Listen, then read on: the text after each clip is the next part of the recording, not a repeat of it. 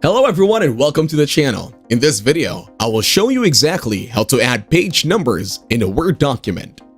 Adding page numbers to a Word document serves several purposes and can enhance the overall readability and organization of your document.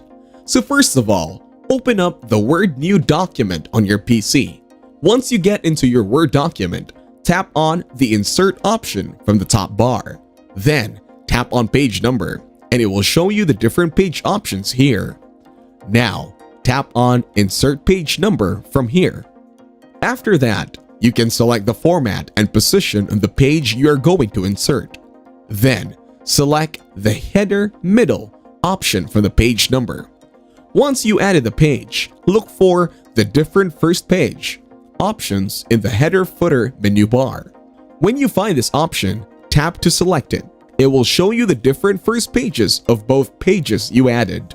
After making your selections, click on the location in the document where you want the page numbers to appear.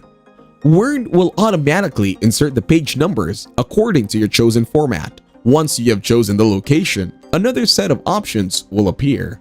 If you enjoyed this video, like it and share your comments or questions below.